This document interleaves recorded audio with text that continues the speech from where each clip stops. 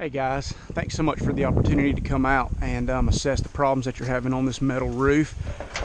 I was able to walk the roof down and focus most of my attention on the areas that were pointed out. And first of all, in this back corner over here, you can see, you may not be able to see from the camera, but there's a screw that's actually backed out. The head of it is not seated properly, so I know water's allowed to be getting down in there and penetrating. And the only other thing, see, this is a screw down system where all the screws are exposed.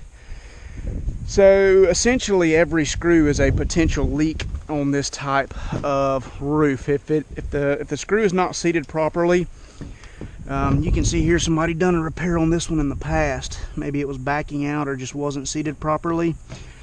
But that's going to be the issue on this house. There's so many leaks scattered about. The only place water can be getting through these metal panels, because they're solid metal panels, the only place water can be getting through is through these screws or through these laps, which I do not see that. These laps, these sheets are corrugated properly, so it's not there. It's got to be either from the screws and or the closures. I was looking at the closures on this ridge cap. A closure's job is to fill the void of this area right here. So with such a low slope and being so close to the coast, I know you get a lot of wind and rain mixture together. And if the wind is allowed to blow the water up under here, which I know it's doing, and these closures are not seated correctly, which I stuck my finger under there and they are not. There are huge voids and gaps. So they were not installed properly to begin with. And that's where you're getting all your leaks in the middle, out of the door frame in the bathroom and those couple other places that we looked at. So what I'm going to propose we do is remove this ridge cap all the way down, properly install new closures to make sure that this void here is filled completely and that water is not allowed to be pushed up in there with driving wind.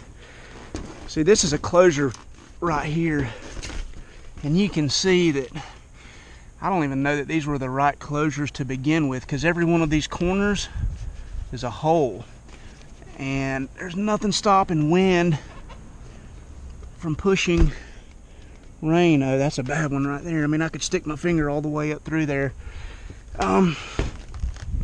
So again, that's what I'm going to propose. I'm going to propose we move the ridge cap, remove these old closures, properly install new closures, and then reinstall the ridge cap to make sure that whole section is sealed. And then the only other thing to do to make sure we cover all of our bases here and eliminate any possibilities of leaks is going to be to clean around all the heads of these screws, which there's quite a bit of screws. Clean around all these screws, and then put a silicone based fluid applied system over the screw to ensure that it's solid from the panel to the screw, to eliminate any possibility of water being able to get through there. And that's the only thing we can do to make this thing as tight as it can absolutely be and eliminate any chance of water being able to get through. All right guys, hope this video was helpful. Thank you.